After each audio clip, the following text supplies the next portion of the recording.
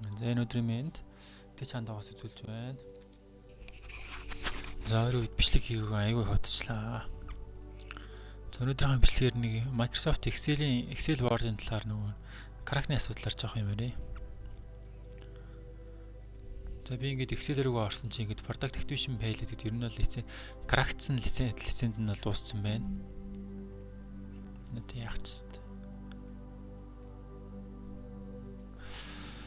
Одоо ингээд ямар нэг юм edit хийж болохгүй, ямар нэгэн файлыг сайвлж болохгүй, ер нь бол ингээд крак нь ингээд дууссан болохоор ингээд өгдөг. Тэр манай монголчууд болохоор ер нь бол дандаа крактж ашигладаг болохоор энэ KMSPICO гэдэг ер нь крак байдیں۔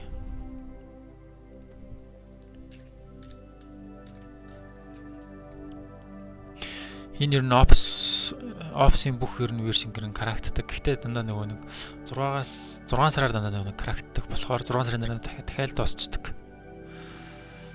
За тэгэн гут би болохоор крактах шаардлагагүй тийм нэг өнгөө Office олж ирлээ. Тэр нь болохоор ямар Office юм бэ гэхээр LibreOffice.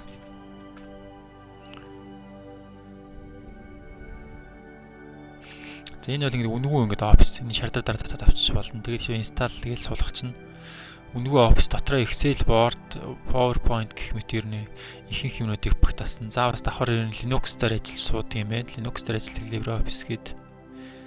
За Windows дээр бол ингээд энэ юм байна. За би татаад суулгацсан байгаа.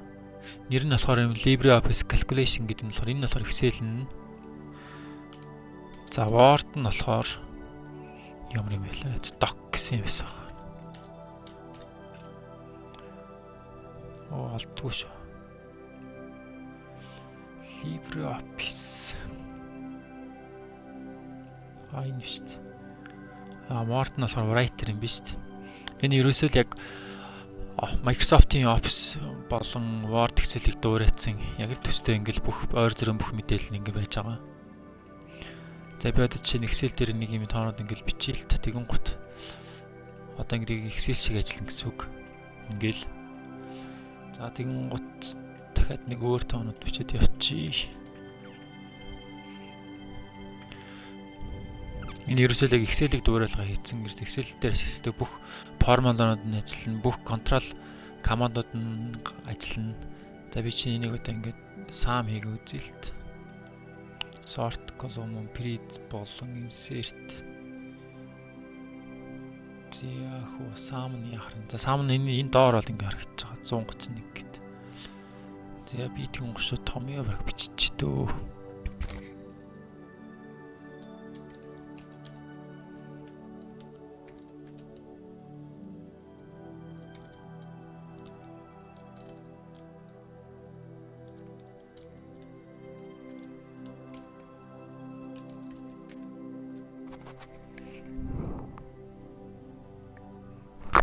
B-ийн 3-аас B-ийн 10 гэхийн оронд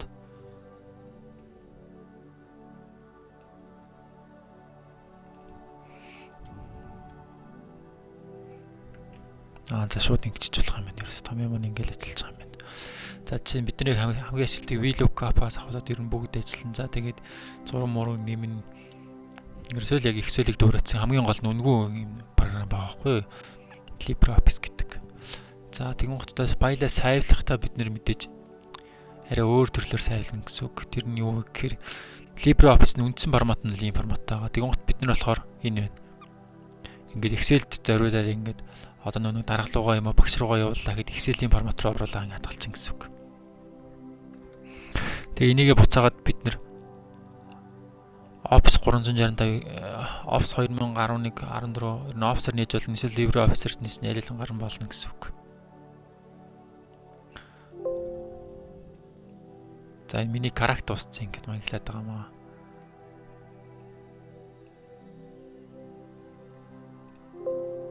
Yes гит. За ороод ирлээ. Yes гот ингээд орж байгаа юм.